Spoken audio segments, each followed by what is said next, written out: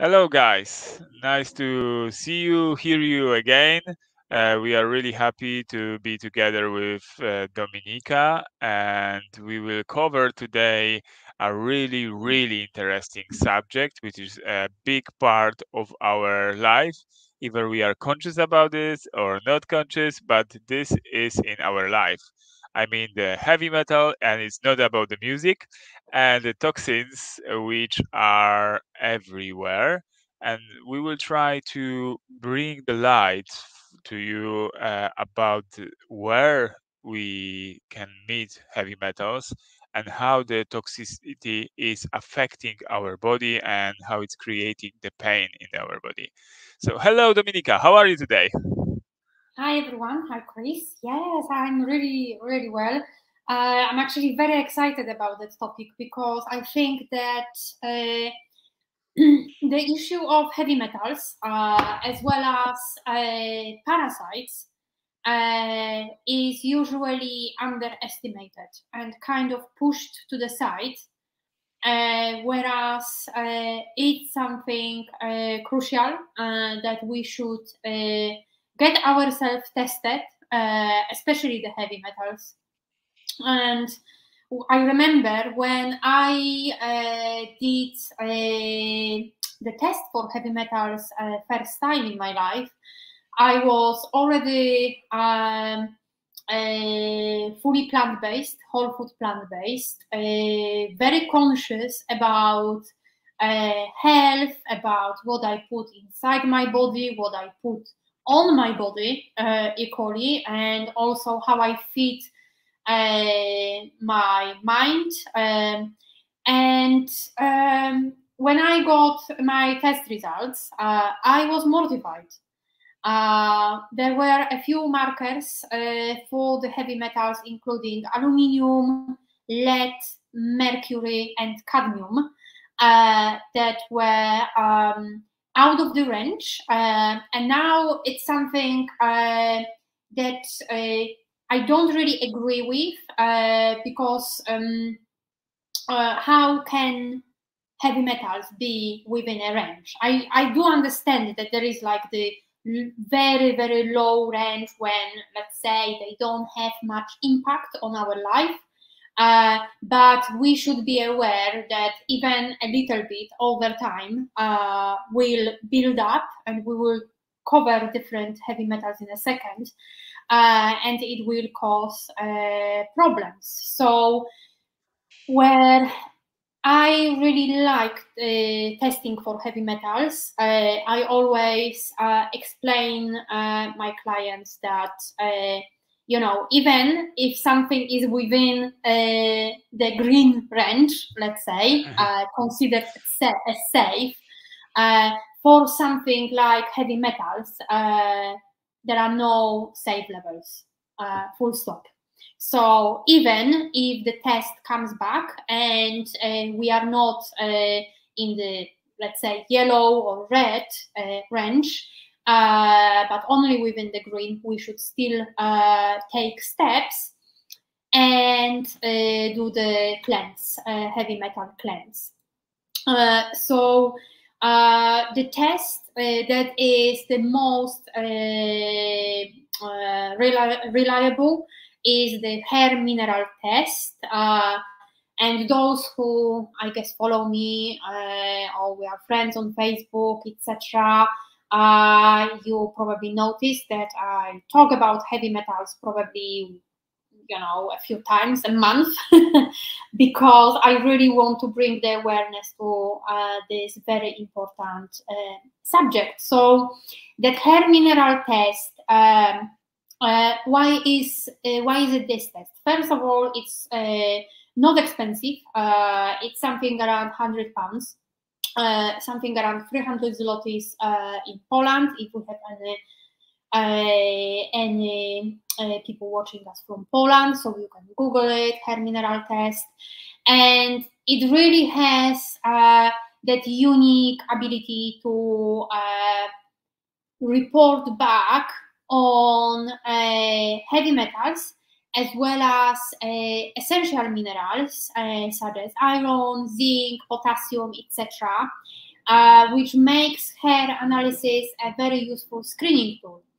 And I've seen, and you will probably, when you start searching for it, you will come across blood tests and urine tests for heavy metals, but they are not as good because hair really acts as a storage for all the elements. So growing hair follicle is richly supplied by the blood vessels, and the blood that surrounds that hair follicle is kind of like the transport, the medium for both essential minerals as well as potentially toxic elements, toxic metals. So what actually happens next is those elements, whether they are contributing to our health or not, like heavy metals, they are then incorporated in the growing hair protein during the process called keratinization. So in this way, that element mineral / heavy metal concentration, it pretty much mirrors, fully reflects concentration of those minerals and heavy metals in the body tissues. So that's why it is that test is simply one of the best investments that you can spend money on. And it really tests for all heavy metals that we have. So I'm thinking that maybe we should go through a few and tell about the dangers of the intoxication. Yeah, that's also interesting from the different angle about the hair and the hairs, how they keeping the history and the memory, what happens with our body. When I come across with the traditional South and North Americans and the tribes, they believe the hair they keeping the history of the whole life. So in some tribes, they recommend to not cut the hair through the whole life, and they're carrying long hairs. And this is very interesting because it's also like kind of extension of the nervous system. So whatever is happening with us, it's imprinted in the hair, and it's carrying the memory. And the same, it's carrying the memory of the metals, minerals, and it's showing in what kind of condition our body was in the certain point. The other thing, also recently, I'm exploring kind of quantum bioresonance technology and different machines to do the tests. And I spoke with my friend who is really close with it, and he's doing a lot of tests.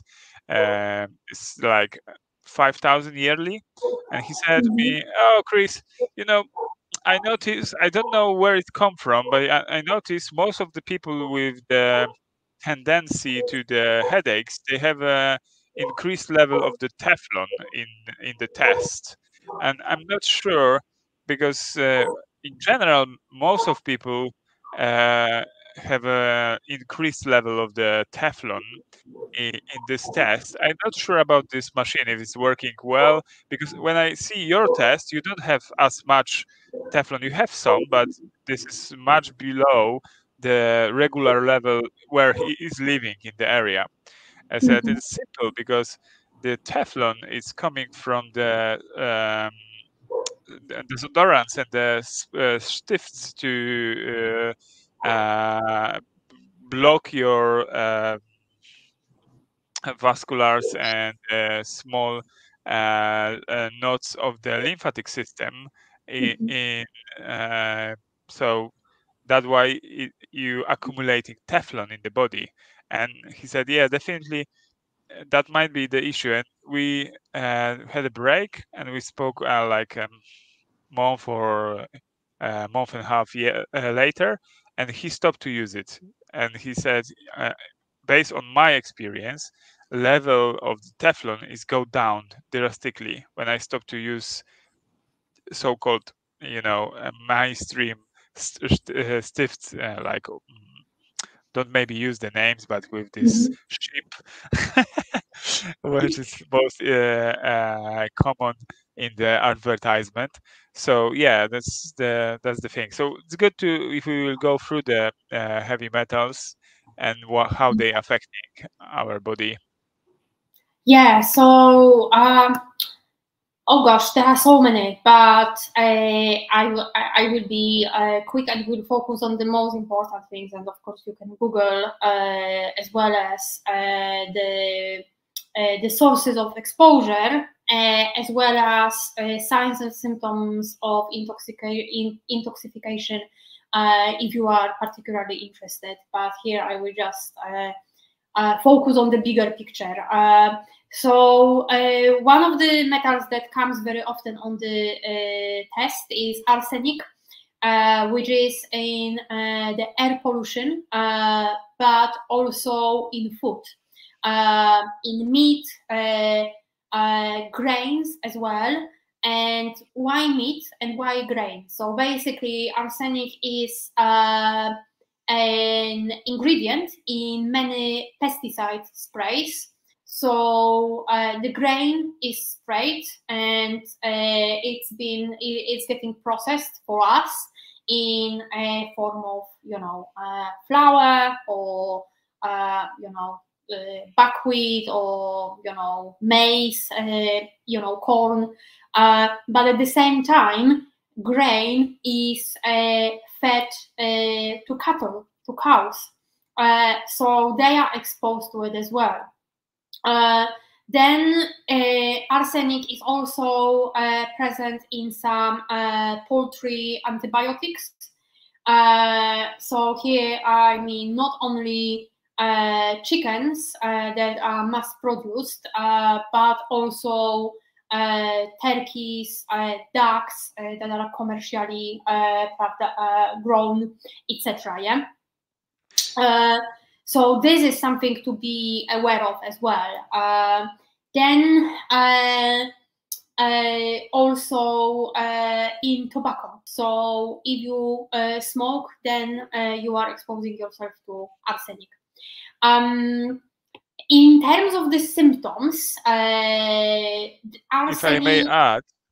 If I may add to this, because also what I come across with the arsenic, it's also used in the processed food and in the meat, especially.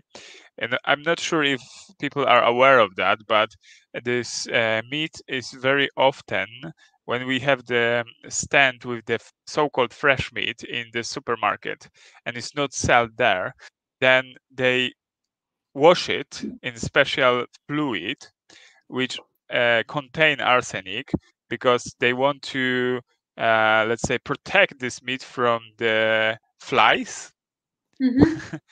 And then they pack it in this plastic boxes and put it to the shelf as not as fresh Yes. meat. And there is a very often exposure to the arsenic because this is part of this special fluid which is protecting from all kind of insects. Yeah. Whoa. Yeah. And the other place where we can meet arsenic is in the fast foods because also for the reason of transportation the ready meals are sprayed uh, from the special mixture of the it's not the pesticides itself, but arsenic, for example, is there to be able to conserve it for the longer period and protect it during the transportation from the so-called food factory. Food factory, come on. Yeah, But that makes sense. exactly. And uh, y- guess, Dominica, you may know it because you had this experience. You worked for McDonald's in the past. Mm-hmm. Uh, so, how what is the date of use of the hamburger in McDonald's from the day of production in the food factory to the day of use? Oh, it's forever. Yeah. Yeah, it's like 10 years ahead, you know. Yeah, and the same because in Poland I also used to manage KFC and Pizza Hut. So in Poland it's like owned by the one company, and I can tell you right now that first of all, the shelf life, which is even recommended by a company, or like use by date for certain things, after which you should discard it, it's not really respected. Because of course the losses will be too high, and the management is basically punished if you have too many losses in the restaurants. So the food, you basically change the dates. You rewrite the date and push it by 24 hours, and you continue until you see visually that it's not necessarily edible. Yeah.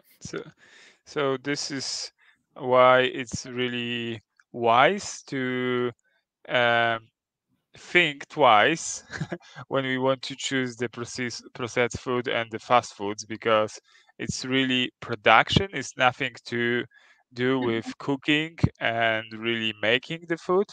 This is just heating up ready products, which are God knows where they were storages and how long they are there, or how long they in the way.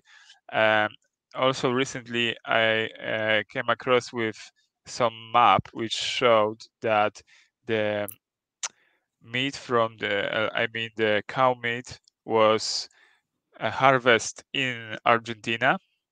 sent to Thailand to repack there and proceed there to prepare as a hamburgers or whatever, and send it to the Europe, which is the process is taking like 6 weeks already. Mhm. Yeah, So, and how yeah, long it's staying in this different branches of the fast food chains, who knows? yeah, yeah, exactly that. And also, like another thing that that we should be that should trigger some sort of the thinking in all of us is when we buy vegetables and they may even get a little bit wilted in the fridge. You will often see that like things like celery, you cut a little bit, and in the fridge it starts regrowing, it starts sprouting, it starts, you know, shooting the little leaves. Whereas when we buy a meat, it's like you open the package, and if you don't eat it right away, the next day it's already smelly, it's decomposing. Yeah. uh, So, do we really want to put it into our body, something that is decomposing already?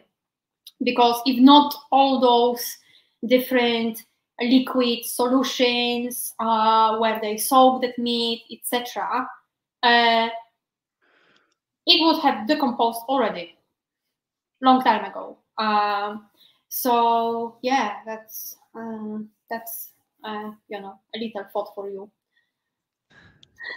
Yeah, we can back to the metals, but this is important to also, I believe it's important to get this awareness where it's come from and why we are so much exposed to the heavy metals.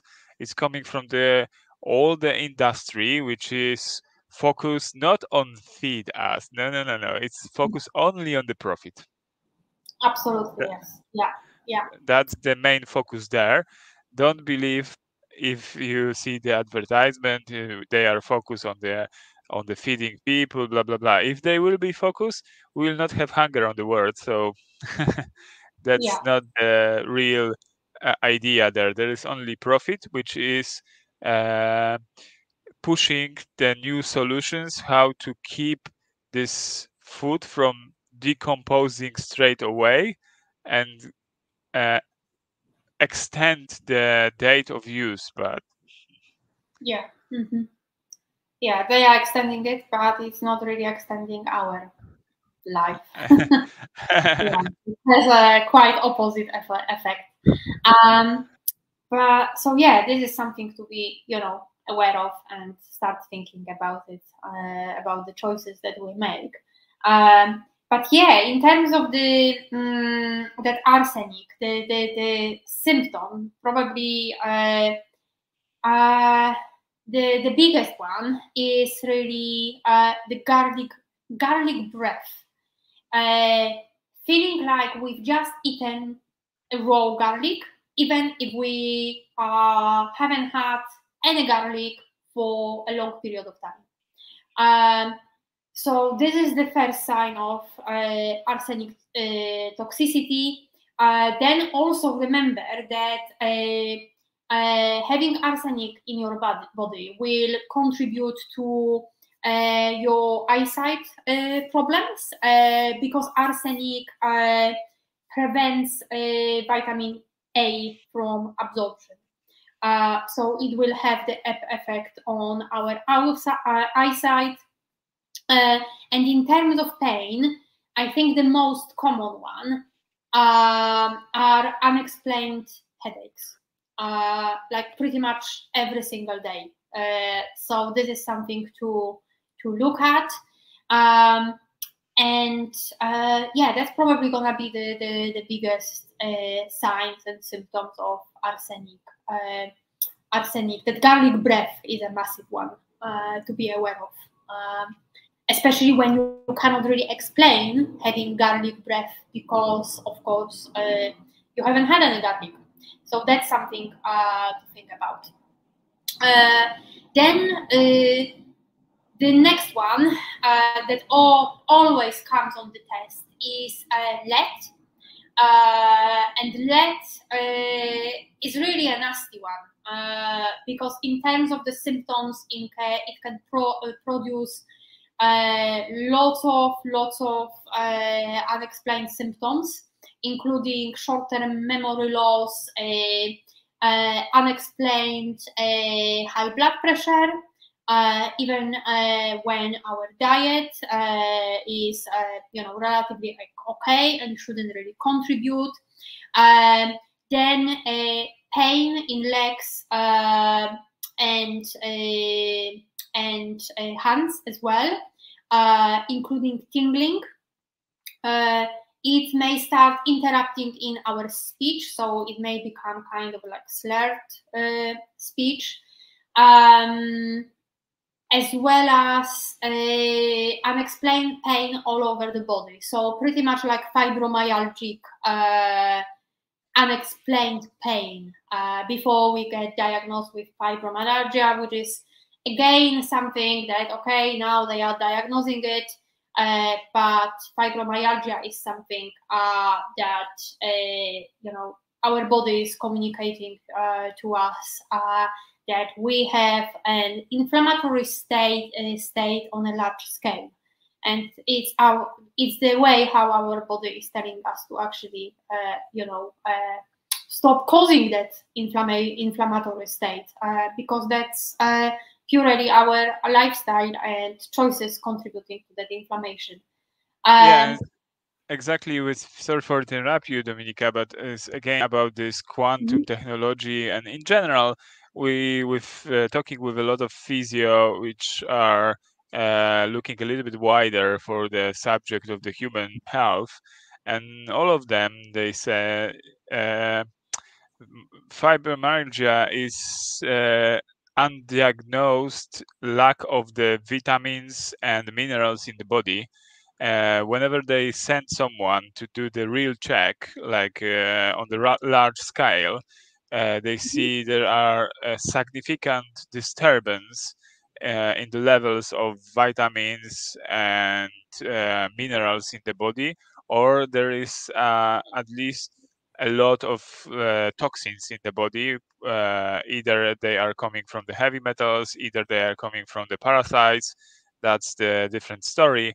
But that's very often, to be honest, I never met client, and I met a lot of people with the fibromyalgia diagnosed who were before diagnosis really tested on the large scale Mm-hmm.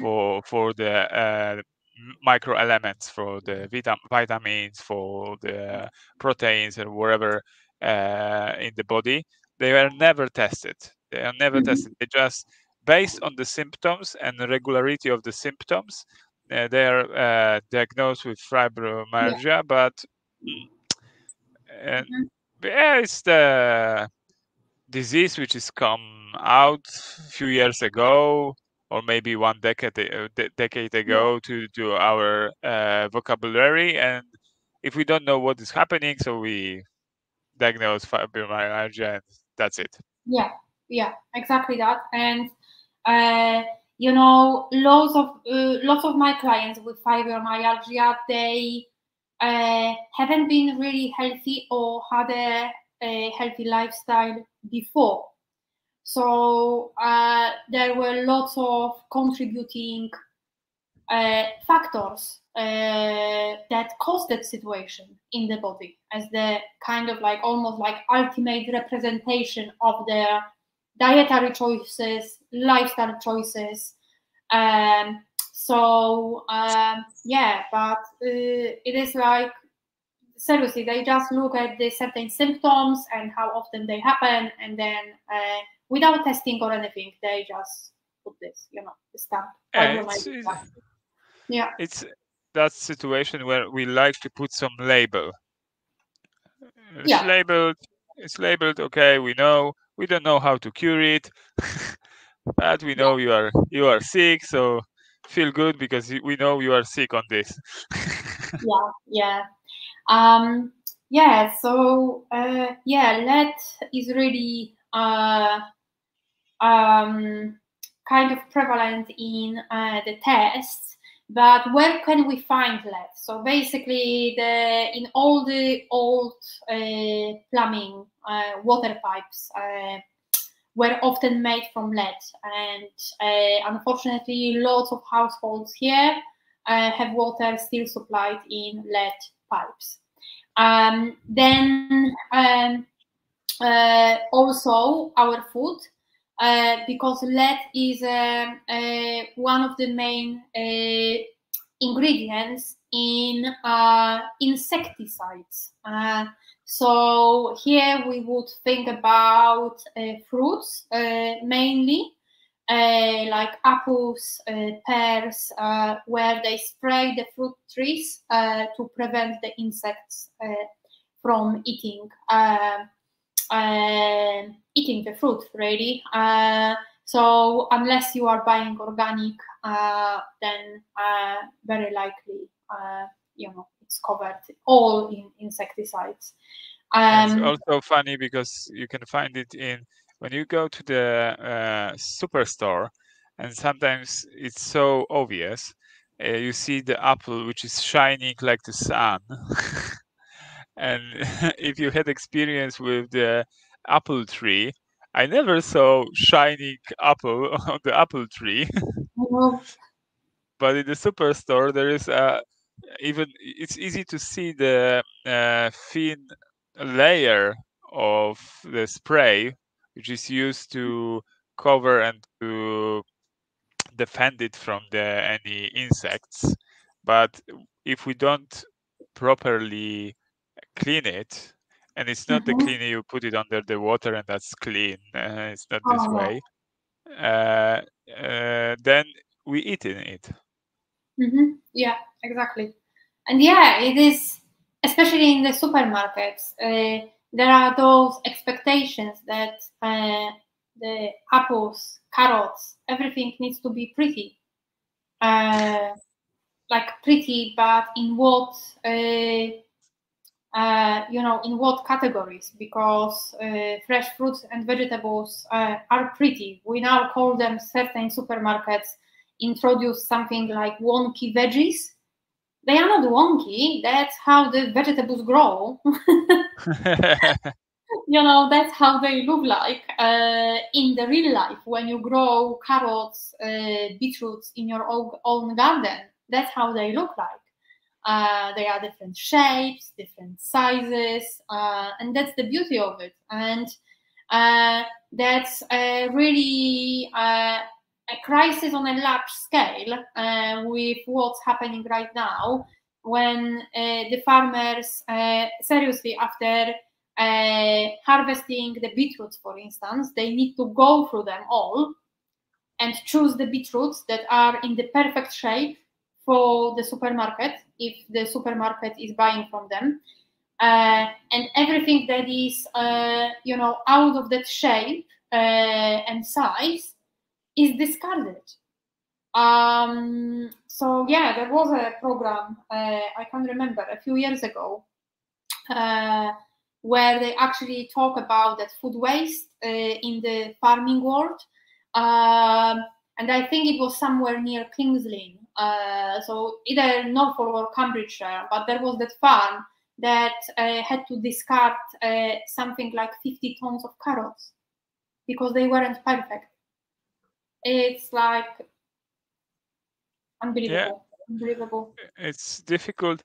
If we really look to it, it's really difficult to believe on the scale, how big scale it is of food waste, because of mismanagement and this tendency to perfection in the shape and size, and we all want this beautiful pictured food, but it's not in reality. Reality is different.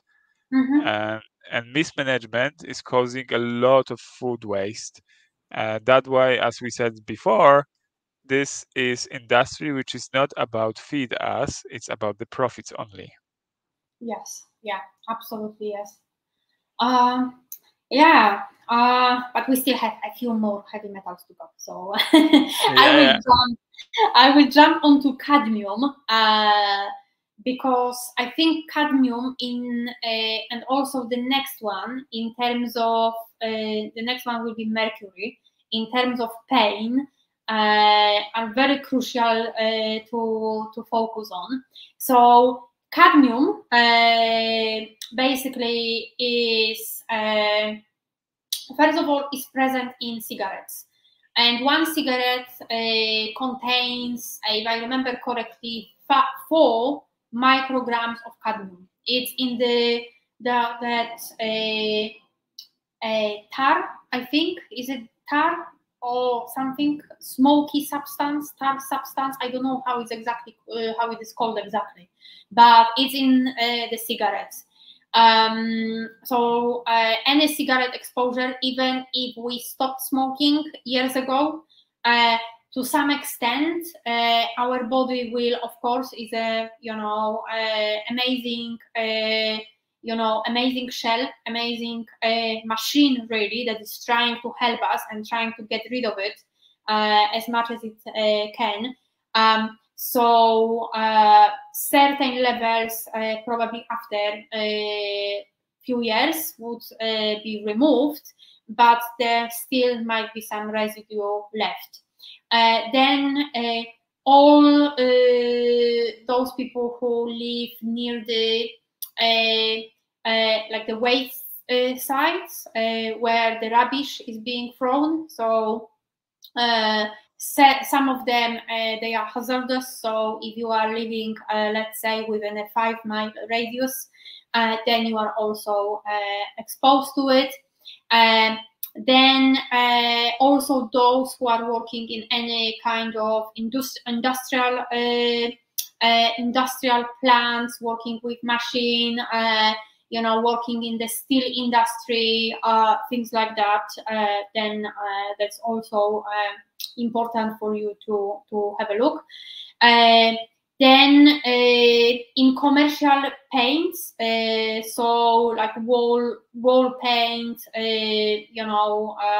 things like that, it's also they also contain cadmium.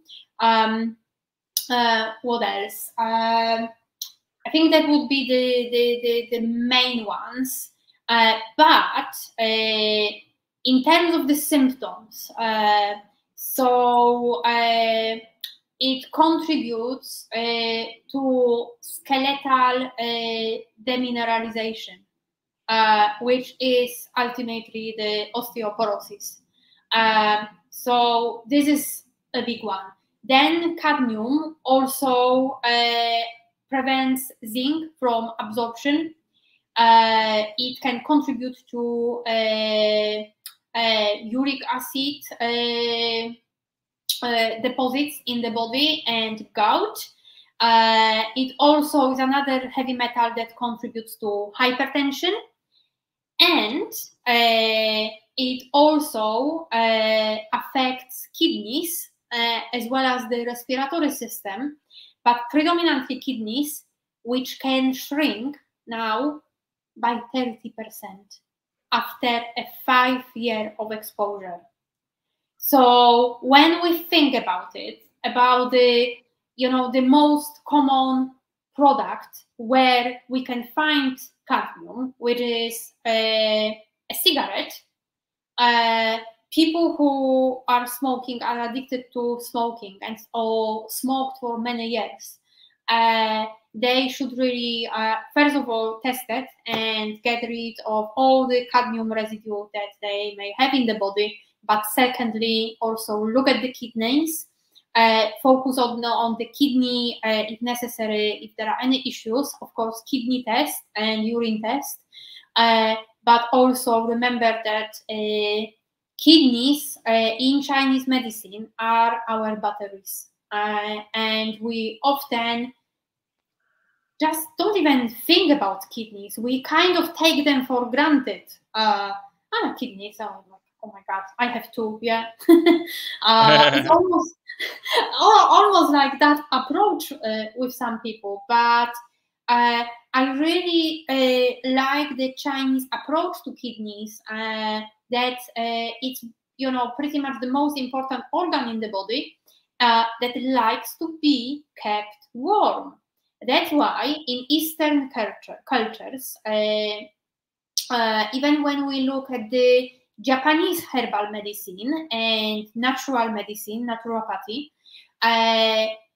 kidneys are like in the center, and they always encourage everyone to keep kidneys warm. And in Japan, you can even buy the belts, which are from cotton or bamboo fabric, and basically in winter time you put this under your clothing additionally to keep your kidneys warm. And it does make sense, really, but I think in Western cultures, of course, everyone can wear whatever they want, but there is a tendency, especially amongst teenage girls, to wear crop t-shirts in November, where we don't really think about kidneys. I know that we don't really think about health at that age anyway, but those little things that we do when we are young may contribute later in our life to health issues, often unexplained health issues. So cadmium, and very quickly I will jump onto the mercury, because this is another one. It often comes in the test as well, and it comes quite high. First of all, that fish, especially large fish, is poisoned with mercury. It contains lots of mercury. So fish like tuna, we think we are buying tuna in tin, thinking, oh my God, omega-3, yeah, all the fatty acids, it contributes to our health. But the bigger the fish, the more mercury in it. Then also, in terms of farming, fungicides. preparations that kill fungal infection on crops. Also, in certain vaccinations, you have trace elements of mercury, and the biggest one, tooth fillings, teeth fillings, amalgam fillings. So yeah, that sorry for disturb you, but that was amazed me because when I moved to UK, I already was a little bit closer to with the dentist and dentistry environment, and I knew the amalgam is banned, for example, in many countries in the Europe, and I discovered it's still in use in NHS and it's even recommended. So I was like, "Oh, something is happening. The time stopped here." yeah, and and this is really really big one, big issue, because we want to cure someone and some kind of disturbance in our body, damage, and we're putting something which is really damaging our body in the way. But it's also really interesting. It's mercury. It's if you really look closely to the toothpaste, it's there. It's very often used there to help keep your tooth shiny and yeah, protect it from all kind of uh, evil bacteria. But if you will just drop a level of the sugar in your diet, that evil bacteria maybe will be not there, because I'm not sure if we are aware of that. But before we start to use white sugar, there was no issue with the tubes. At least there was no as much issue. There wasn't common issue with the tubes. There was some issues, but there was no common issue with the tubes until we start to use the white sugar. yeah, absolutely. And Sorry for also, disturbing. no, that's all very valid. And also, to keep your teeth shiny, make your own toothpaste. It's very easy. Just mix different herbs together, like nettle, which supports remineralization. You can use the raw cacao powder, which prevents you from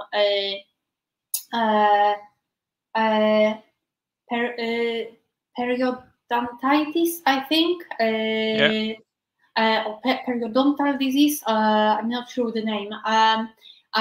Also, gingivitis, the bleeding gums. You can mix it with coconut oil, so it's actually not a powder, but paste. And also, oil pulling, ancient technique with sesame oil in winter because it's warming, or coconut oil in summer because it's cooling. But that's another story. There are ways that you can, protect your own teeth, and definitely don't go for the amalgam fillings. And also explore, because we are running out of time. Explore the root canal treatments, because what you are keeping in your body are just dead teeth that are producing toxins, and you don't want that. So I encourage you to have a look at that. But going back to that mercury, probably the biggest symptoms that the levels are in the, let's say, the dangerous zone is it doesn't need to be frequent, but from time to time you notice that you have metallic taste. So unless you are diagnosed as, or you have the suspicion that you might be pre-diabetic or diabetic, the metallic taste shouldn't happen. So that's one thing. Then, funnily enough, the bleeding gums will be one of the symptoms as well. But also memory loss, poor concentration, poor coordination, and peripheral neuropathy and pain. That's always the symptoms that go together with the mercury intoxication. I'm looking at the time. Do we have time for one more aluminium quickly? Yeah. We will go for the aluminium. Yeah. Yeah, because aluminium. Oh God. We are kind of with aluminium, we are doing it to ourselves. And aluminium was actually one of the metals that I had high on my test as well. So I probably did that test 2014, 2015. So at that time I was already like 3 years plant-based. And I know that I did it to myself, and how I'm going to tell you and share a little story with you, because we often don't even pay attention, because it is presented to us as a way to prepare that food that way. Do you know where I'm going with it? Yeah, I think so. Fish, in my case, it was trout or salmon, yeah, baked in aluminium foil with slices of lemon. Yeah, so we are even encouraging the aluminium leaching into that fish. So we are already not necessarily the trout, because the trout is the river fish, but salmon or anything else that I had from the sea, which already had mercury in it, I injected it with aluminium. And when we think about it, it's kind of sold to us as a health food. That's the way how to prepare it. When you look at some of the best chefs YouTube channels, that's how they prepare fish. So this is something that remember, aluminium foil, no, and definitely not with the lemon or lime or anything like that, citrus fruit. But also antiperspirants, so deodorants. What else? Aluminium pots, equally, pans and pots, a big no-no. We don't buy them. We also don't buy Tefal or anything like that. Cast iron is amazing. There are some natural plant-based, actually the coating made from plants. You can get pots like that nowadays, which are not toxic. And the awareness is kind of changing, but especially when we want to save money, those aluminium pots and pans are the cheapest, and people often buy them without realizing the risk. Also, any over-the-counter medicines are with, especially painkillers and how they are called? Antacids, for the acid reflux. Yeah. They do contain aluminium, killing you in the daylight. And in terms of the symptoms, it often is like the unexplained anxiety, nervousness, disturbed sleep, and pain all over the body. Again, aching muscles without explanation, almost like the fibromyalgic symptoms. And one thing to remember, which is crucial, is aluminium can cross blood-brain barrier, so it can get into our brain and get deposited it.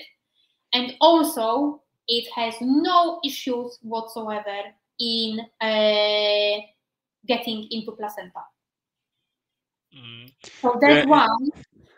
When, like, I always encourage couples who are trying for a baby, to first of all, really create, go to a herbalist or nutritionist who is specializing in it, and build a preconception plan that will incorporate all those little elements that will look at the health of future parents, get them to the right state, and then especially once the parasites and heavy metals are cleared, at least then try for a baby, and do not pass it on to the little soul. So that's aluminium. I think we covered the most important ones. There are more that, of course, we can get exposure to, but we covered the crucial ones. And in terms of clearing it, depending on the concentration, always the best step is going for coriander. Coriander is one of the most accessible chelation agents. So basically, what does it mean? Chelation helps remove those heavy metals from the body. So the chemical compounds in coriander are binding to those individual heavy metals and are removing it. You can have it in your food. Ideally, you want to have it either juiced, but now we are kind of going to square one, because coriander can be sprayed as well. So you need to ensure that you either grow your own, or you order it from the places that sells organic food, like Riverford Organics or something like that. Or the best way to do it is to get yourself a coriander tincture, which will be very strong, very potent. It's like any herbal tincture that you can get. It's the extract from alcohol, from the plant in alcohol, which is the strongest, how do you call it, menstruum. So it extracts the highest number of active compounds from the plant. And that's probably gonna be the safest choice.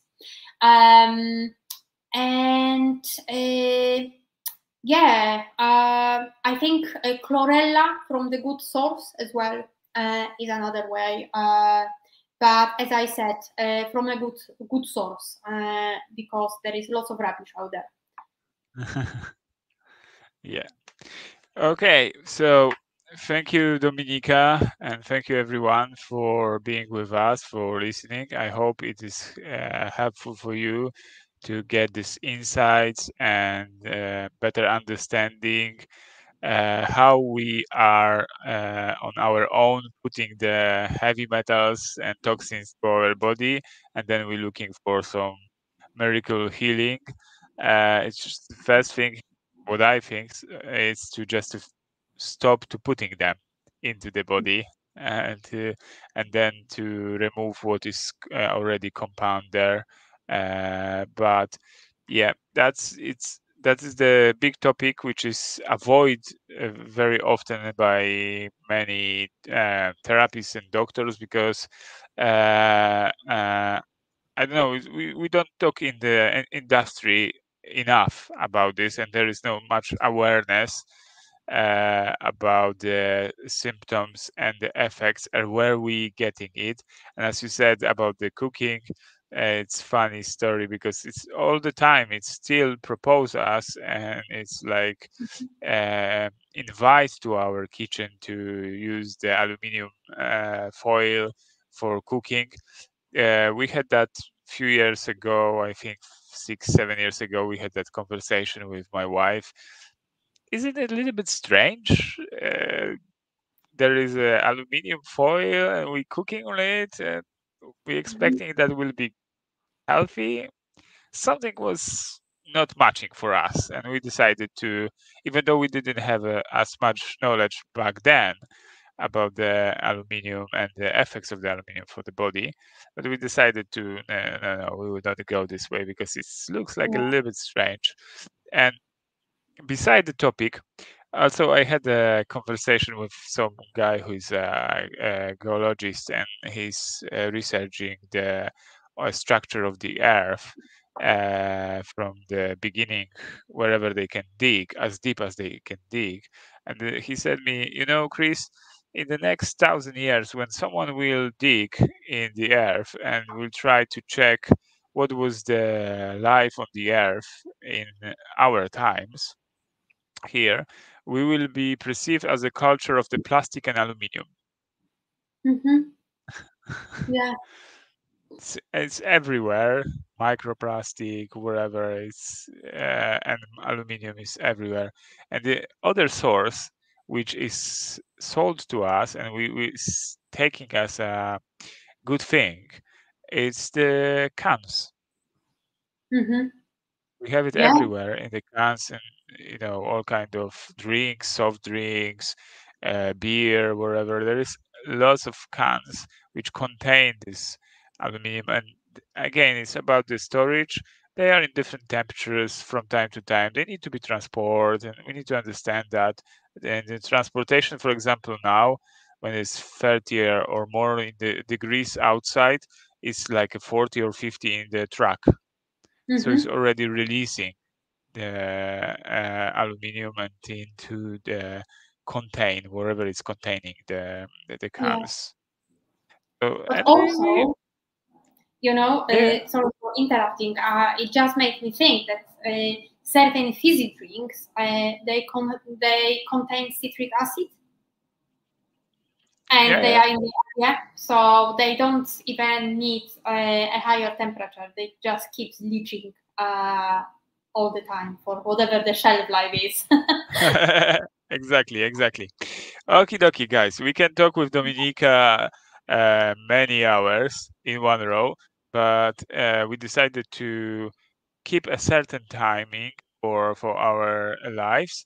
And if you are interested in this subject, as Dominica mentioned, you can either Google or either ask us under this video. We will answer as much as we can or direct you to the certain sources of the knowledge, and you can read by yourself.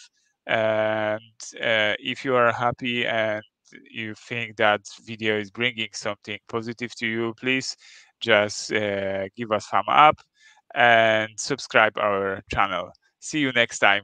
Thank you, Dominica. You.